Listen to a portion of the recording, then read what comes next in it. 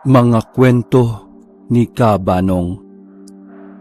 Ika-6 na kwento. Good afternoon po sa inyo, Kabanong.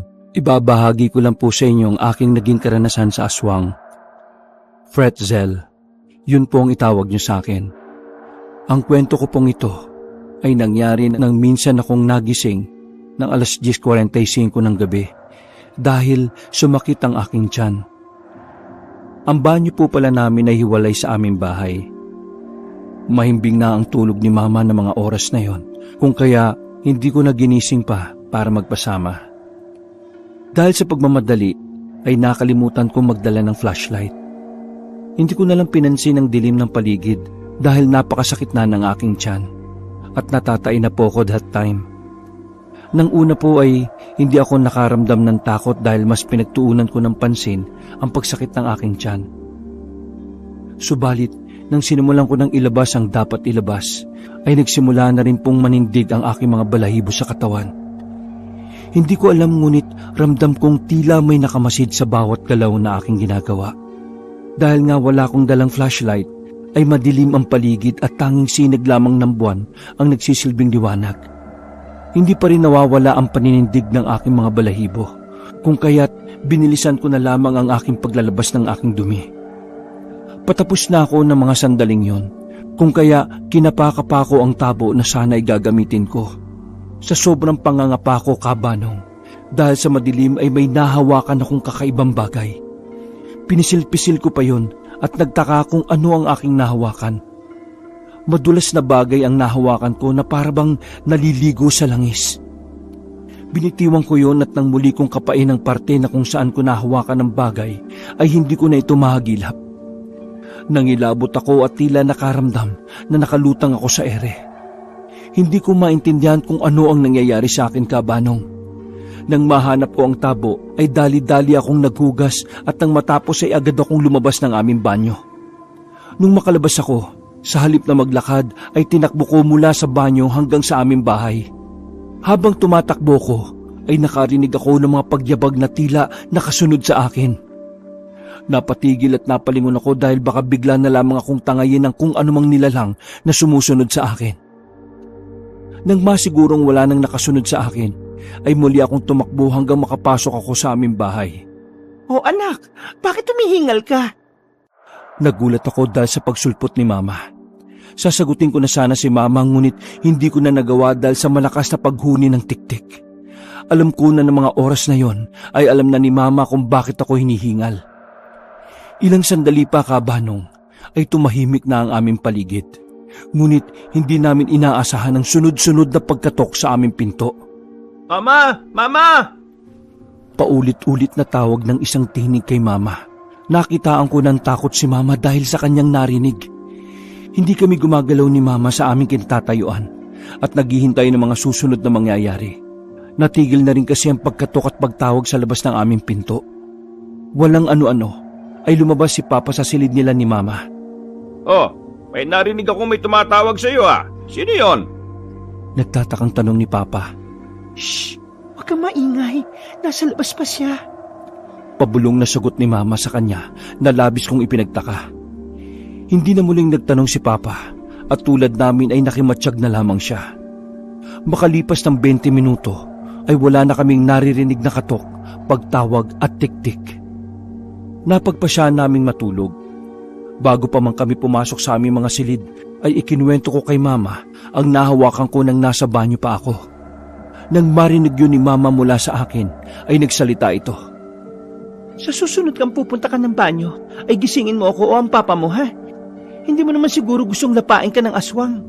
Nanindig ang aking balahibo dahil sa sinabi ni Mama. Napagtanto ko rin noon kung anong nilalang ang nagparamdam sa amin noon. Aswang daw yun kung tawagin nila. Ika-7 kwento. Magandang araw po sa inyo, Kabanong. Naisip ko pong ibahagi itong experience ko sa aswang na nangyari 10 taon na po ang nakakaraan. Itago nyo na lang po ko sa pangalang Austin. Actually po, ay kasama ko ang matalik kong kaibigan na si Tan nang may makasalamuha kaming aswang. Dahil nga binata kami ng mga panahong yon, ay madalas kaming nasa galaan, lalong-lalo na kung may mga kapistahan sa mga lugar na alam namin o may kakilala kami.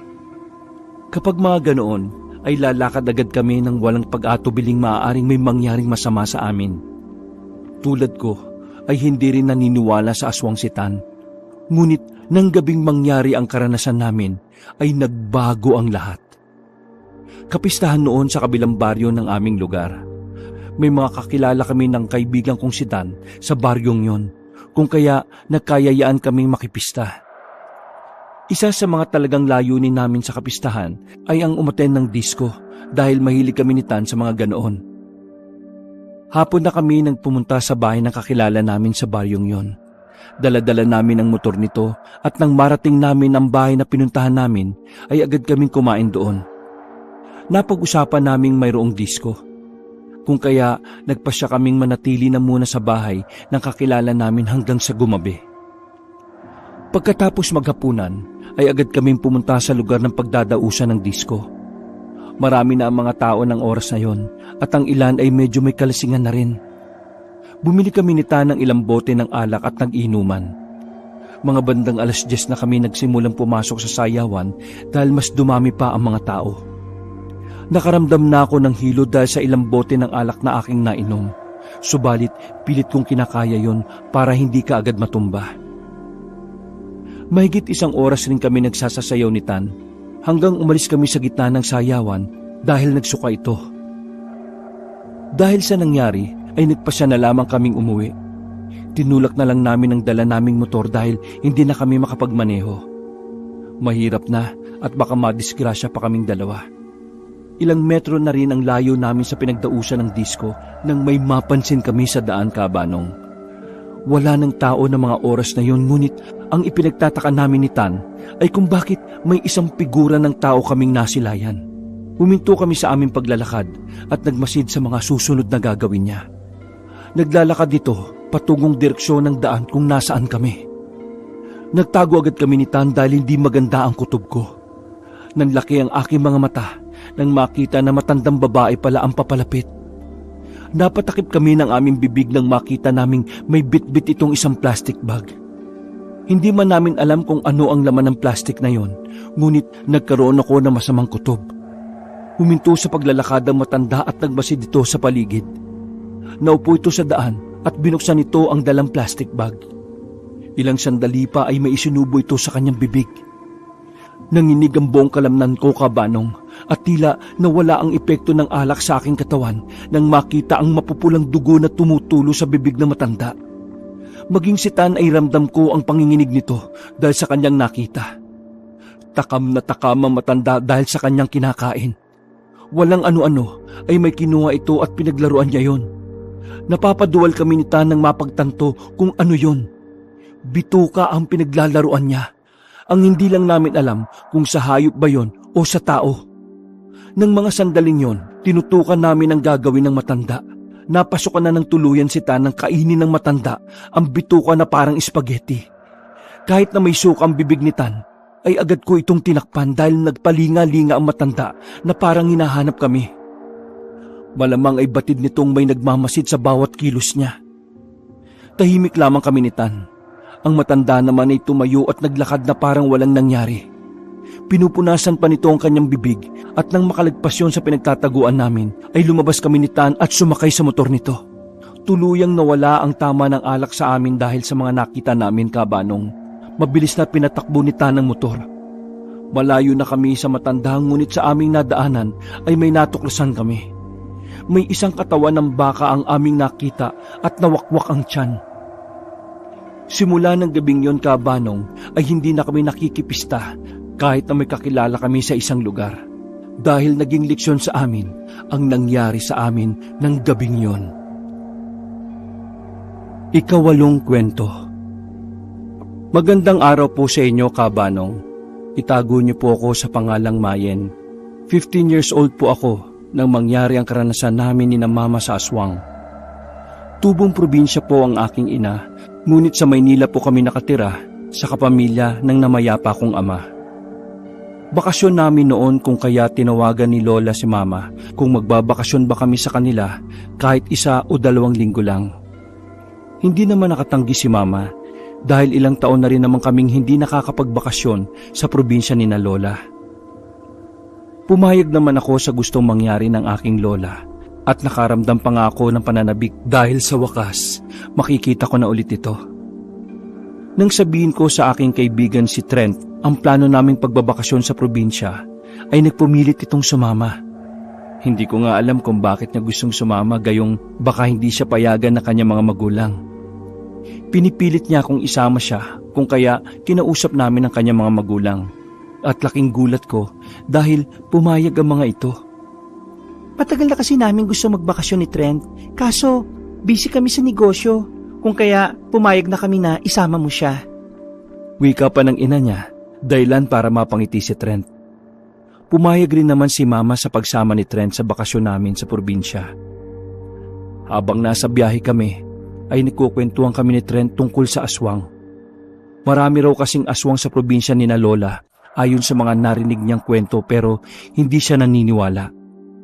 Nang marating namin ang bahay ni Lola, ay napangiti ang matanda. Nagkumustahan, at dahil nga pagod sa biyahe, ay nagpahinga na muna kami ni Mama at ni Trent. Nagising na lamang kami bandang 7:00 na ng gabi dahil maghahapunan na. Kumakain kami ng mga oras na yon habang nagkukwento si Lola tungkol sa mga aswang. Natatawa naman si Trent dahil hindi raw siya naniniwala sa mga aswang. Sinasabi ni Lola na totoong nangyari ang kanyang mga kwentong aswang, kung kaya nakaramdam ako ng takot. Lola, hindi ka ba nakakita ng aswang? Tanong ko kay Lola kung kaya't napangiti ito. Ikinuwento nito ang naging karanasan niya sa aswang. Sa pagkakataong yon, habang nagkukwento si Lola, ay nakarinig kami ng mga paghuni ng tiktik. Naka, malamang dalaw nyo yan. Wika ni Lola, at sinabi sa amin na kadalasan na kapag may baguhan lamang sa isang lugar, ay minsan dinadalaw raw ng mga aswang. Napayakap naman ako noon kay Mama dahil bigla na lamang kaming nakarinig ng mga pagaspas ng ibon. Tila isang napakalaking ibon yon, Kabanong. Hindi naman nagtagal yon, at nang masigurong wala na kaming naririnig, ay nagpasya na kaming magpahinga pagkatapos naming kumain. Sa kalagitnaan ng aming pagtulog, ay nagising kami dahil sa sigaw ni Lola. Napapamura ito, ngunit dahil hindi pa masyadong gising ang aming diwa, ay nagtaka kami. Ilang sandali pa ay kaagad kaming napabangon ng sinabi ni Lola na may aswang. May mga pagkaluskos kaming naririnig sa bubungan ng bahay. Hindi nag-atubiling kumuha si Lola ng buntot ng pagi at asin. Ibinigay rin ito kay Mama ang itak na itinago niya sa ilalim ng banig.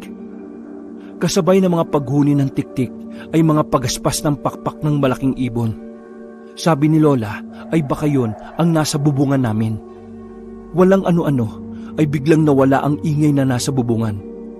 Dahil doon ay lumabas si Lola at napasilip naman kami sa pinto. Kitang-kita ng dalawang mata ko, Kabanong, ang paggalaw ng puno ng papaya na marahil ay nasagi ng hindi namin nakikitang nilalang. Muling nagmura si Lola at nagsisisigaw ito. Kilala kita! Kapag may ginawa ka sa pamilya ko, ay ako mismo ang pupunta sa bahay mo at ako ang papatay sa iyo! Noon ko lamang nakitang galit si Lola habang sinasabi yon. Nagsimula na rin siyang magsaboy ng asin at makalipas ng ilang minuto ay mas lumakas ng lumakas ang paghuni ng tiktik na ayon kay Lola ay papalayo na ito. Hindi na muna kami natulog nang tuluyang mawala ang ingay dahil baka bumalik pa ang aswang na sinasabi ni Lola na dalaw raw namin.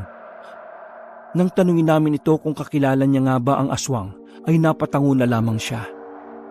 May mag-asawa raw kasi sa kanilang lugar na simula nang dumating sila ay nauuso na naman ang aswang at pang-aaswang, lalo na sa mga buntis. Sa ilang linggong bakasyon naming, Kabanong, ay 2 beses kaming dinalaw ng nasabing aswang.